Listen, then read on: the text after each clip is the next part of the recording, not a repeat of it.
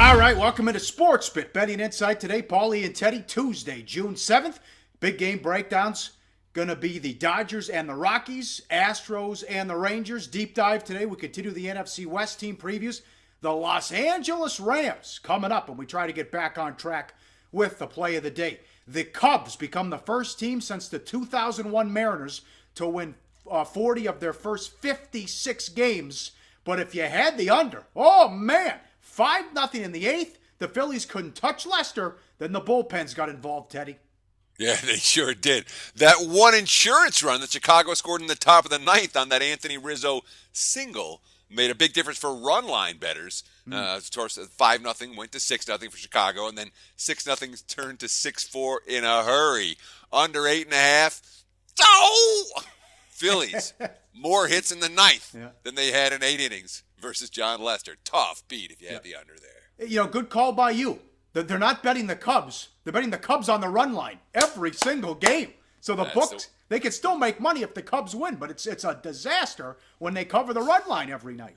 Yeah, and that's honestly, I mean, if you've been riding this Cubs run, and I know many of you out there have, if you're betting baseball on a daily basis, you know, I'm hoping you made money with the Cubs so far this season because they've been that kind of a team. But it's the kind of situation, -$2, -250, it'll hurt you. It'll hurt you real bad if Chicago goes on any kind of a skid.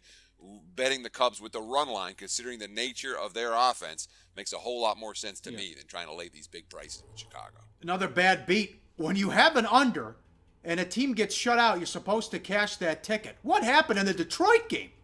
Well, and that's an argument that I've had with a bunch of different guys. Because, okay, if you have an under, if it's a shutout and you have an under ticket, yeah, you're supposed to win. But on the other hand, if one team scores 11 runs and you have an over ticket, you can't say that's the wrong side either.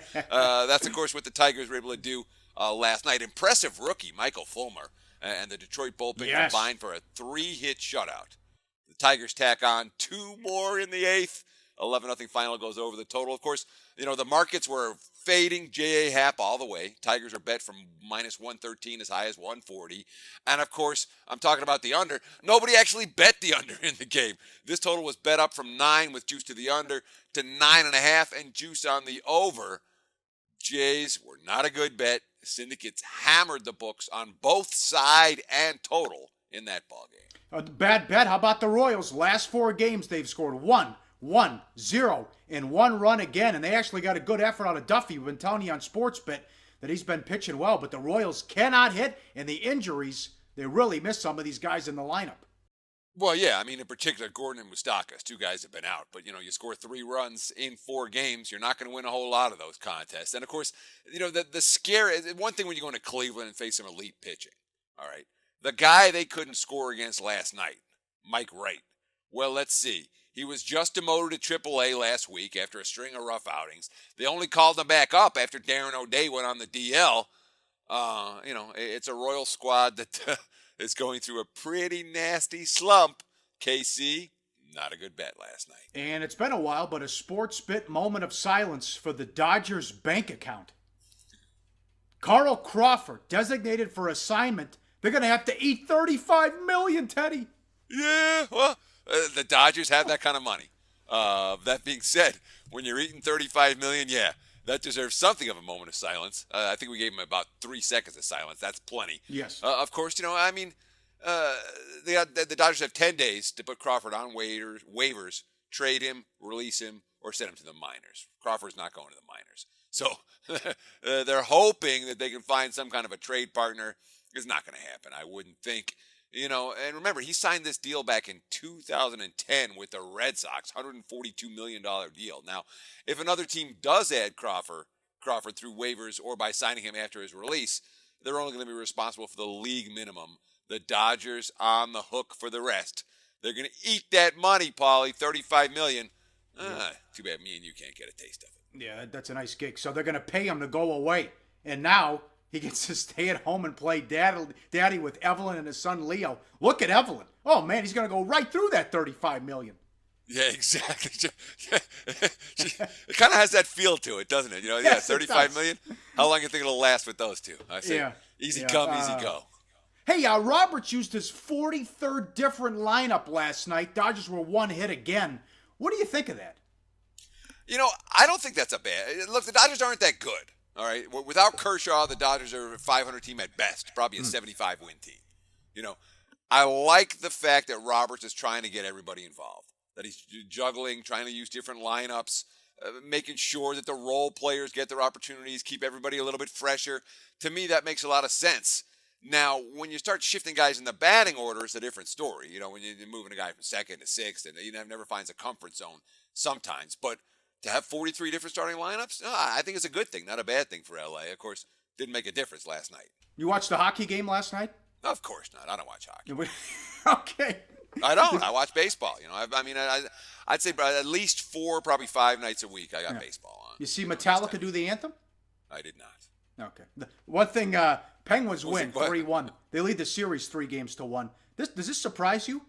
All-time Stanley Cup Finals, when a team's down 3-1, only one time they've come back. I think it was 1942. 31-1 when a team leads 3-1. That blew me away. I couldn't believe that stat. Well, the nature of the Stanley Cup playoffs is always that a team down 3-1 seems to have a chance. It happened. I think it's 4 times in NHL playoff history that a team's been down 0-3 and they've come back to win. But for whatever reason, the Stanley Cup Finals, you're down 3-1. That's it. Forget it. You're not coming back, and that's it for the Sharks, I guess. Come on, Pauly. Finals are a different animal across sports. Even in the NHL. All right. I thought that was strange. I thought that was strange. It was only 31-1. But as we'll talk about tomorrow, when you're down 0-2 in the NBA Finals, that's the end of you as well. Up next, big game breakdown. We'll get to Keuchel and Hamels. 2 big games to talk about in the LA Rams today in the deep dive on SportsBit. Betting insight today on SBRPicks.com. Research before you bet. Be sure to check out SBR Picks for the best game predictions, breakdowns, and much more. Time for big game breakdown as always. Live on SportsBookReview.com. Yesterday we talked about the Mets and the Pirates big game breakdown. That's still live as they were rained out. So you got the same matchup, game 1 of a doubleheader there. To the Rockies and the Dodgers, it's Butler against Urias. Dodgers $1.60, 8 the total, but plenty of 8.5s out there. Can this actually be the MLB debut for the 19-year-old phenom? Again, why did the Dodgers have him start on the road against the Mets and the Cubs? Doesn't make any sense, Teddy. Well, here's a quote from Dave Roberts. And, first let me give you the stats, because he was ugly. Both starts were ugly. Yeah. He lasted only 7.2 innings, gave up 8 runs, 13 hits, 5 walks. Neither one was pretty. Here's a quote from Dave Roberts that, in theory, is supposed to explain the Dodgers' mentality here as an organization. Quote, I don't really know if there's an ideal situation, but these are still very good hitters, no matter the opponent or where you're playing. We believe in the player, in the person. He can follow a game plan. It's just more of getting his feet wet, continuing to be calm his nerves and make pitches. We want Julio to be Julio because if he's executing pitches, he can get anybody out, which is true, Pauly, but, didn't make a whole lot of sense to me at the time. Doesn't make a whole lot of sense to me in retrospect. We'll see if we get a very different Urias this evening. And then the Rockies are running out of patience with Butler here. Butler, 2-3 with a 5.65 ERA, and he's 6-14 with an ERA of almost 6 through 25 starts. Does not miss enough bats to survive. 4.8 strikeouts per 9 innings through 132 innings pitched, the lowest count of any pitcher in MLB with at least 100 innings pitched through three seasons. 41% ground ball rate this season percentage, which can't make up for the lack of strikeouts. What is that classic rule of thumb in MLB, Teddy? Well, it's real simple. If you're a pitcher, you have to be able to do at least one of 2 things. You got to be able to either get strikeouts or ground balls. And if you can't do either one, you're just rolling the dice until the hitters make you go away. Eddie Butler so far has shown no signs. Well, he's not going to get strikeouts. So far, he hasn't been able to get ground ball outs. Not pretty numbers. But, Pauly, the Rockies' offense is in a very different place on the road this year than it was in 2015 and 2014. Colorado's hitting on the highway.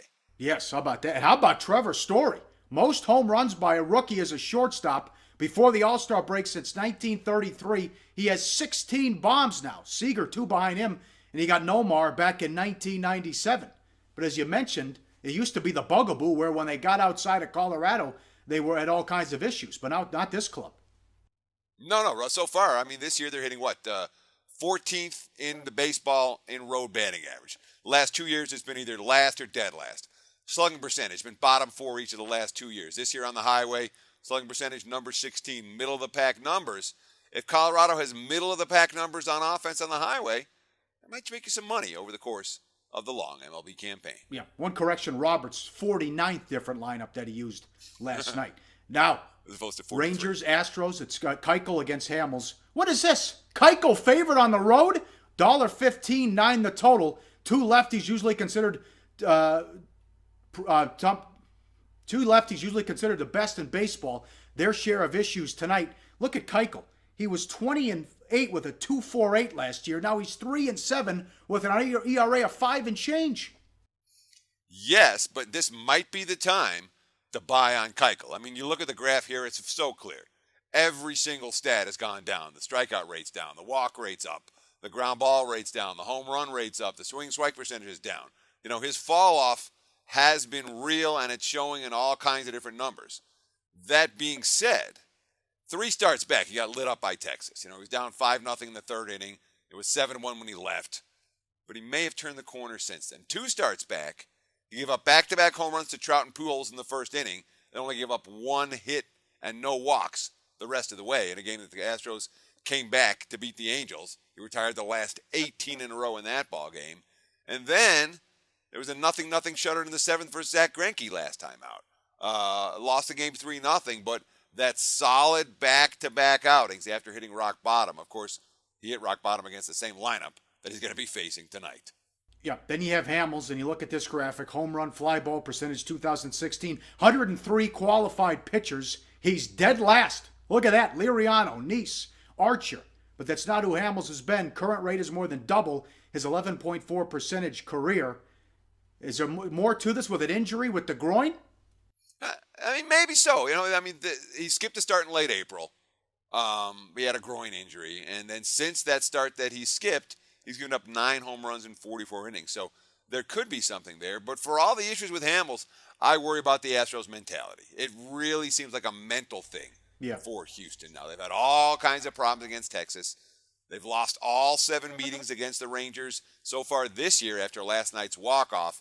They're now, 14-42, their last 56 in Arlington. This is a mental bugaboo for Houston, every bit as much as it is a pitching matchup that may favor the road favorite. Remember, live odds, sportsbookreview.com. Up next, deep dive. We continue with the NFC West, the Los Angeles Rams, and the play of the day on SportsBit. Betting insight today on SBRpicks.com. Go to SBRodds.com. Browse, compare, and shop live odds available at top online sportsbooks. Play of the day coming up. Here we go. LA Rams deep dive. Over under 7.5. 7-9 straight up last year. 7-8-1 ATS. +5 in turnovers. And they had 2 horrible quarterbacks, Teddy. I can't expect that to repeat that performance when you got a rookie with Goff starting. Well, I mean, look, they won 7 games.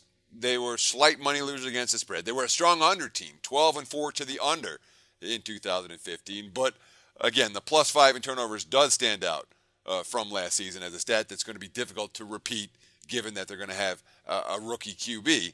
That being said, the rookie QB is likely at some point in this season to be better than Case Keenum or Nick Foles was last year. But they needed to be upgraded in the worst way, Pauly. They really did. And I think it's a good thing long term, and probably a good thing for Jeff Fisher's job security, that they have a rookie quarterback now. And of all the of all the QBs taken, Pauly, you and I both thought this before the draft, Jared Goff was the best one. He deserved that number 1 overall selection. They could have made the playoffs last year. They had a good running game with Gurley. They were in a lot of close games, and they were horrible what the quarterback play they got. So we'll see if Goff can do a better job. I'm surprised. You look at some of these moves. I thought Kroenke would want to come in and make a big splash in Los Angeles. They didn't do much of anything in the offseason. No, in fact, they cut their salary cap. You know, they saved about $23 million in cap space. They cut a couple of key veterans: Chris Long from the defensive line, James Laurinaitis, who was a monster for them at linebacker last year, as well as tight end Jared Cook. And those 3 moves saved them about $23 million. But when you look at the roster now in the middle of the summer, man, there's holes all over the place. Yeah. The secondary lacks depth, particularly at safety. The offensive line looks every bit as weak as last year's offensive line. And for all the issues at quarterback, the offensive line wasn't good in pass protection even a little bit. The defensive line, I mean, they have Aaron Donald, and the guy's an absolute beast, but it lacks the depth of recent versions. So I do have my concerns about this team personnel-wise, and I'm surprised they're so far under the cap. A lot of skill position talent if the speedsters can stay healthy. That's a big if. We love Gurley. You got Austin as well and Kenny Britt. And let's get back to Jeff Fisher, the first head coach to survive after 4 losing seasons since. Jeff Fisher did it with the Titans in 1998. What do we think of him? Seems like he's always 8-8.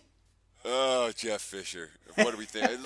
If there are things to like about Jeff Fisher, there are things that are very frustrating about Jeff Fisher. But this much needs to be said.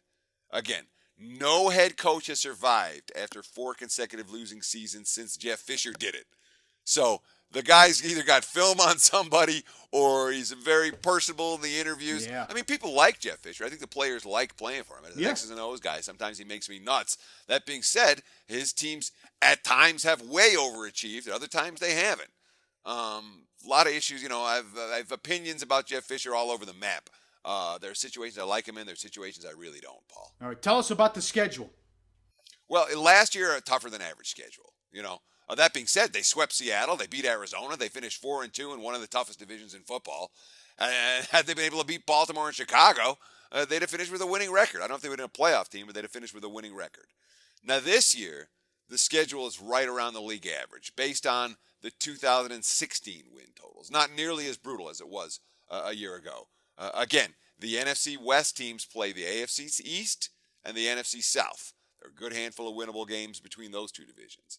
Their 2 extra games for the Rams this season are the Lions and Giants. Again, you're not talking about impossible teams to beat. Now, they do have 4 10 a.m. starts, or 10 a.m. Pacific time starts, which we always look at as a negative in scheduling situations, including back-to-back in weeks 12 and 13. And they have to fly east in week 10, too, so there's a stretch of 3 games in a 4-week span where they'll be flying east for an early start game. That's not so good, but again, they're not a true West Coast team. They're a St. Louis team. So in that instance, it's not nearly as bad a schedule and not nearly as tough as we've seen from the Rams in recent seasons. Yeah, good point there. Early lean, what do you think? 7.5. Yeah, that's a right number. Part of me wants to take them over. But I can't do it. It's a flat pass. Early lean. I've been trying to give early leans when I can. This one for me, I have absolutely no opinion on this total. I really don't. Okay. Gun to my head, I probably bet it under. I agree with that one. Tomorrow, 49ers. We'll have some fun with that one.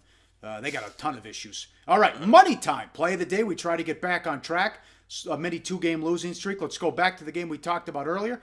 Betting number 959, 960. The Dodgers, Rockies over 8. Split lines 8.5's out there. Be sure to shop for 8. Laying $1.20 to the over. Not just at Coors Field. The Rockies can hit anywhere with Gonzalez and Arenado. Let's go over with the Rockies and the Dodgers. We're back tomorrow on SportsBit. Betting Insight today on SBRPicks.com.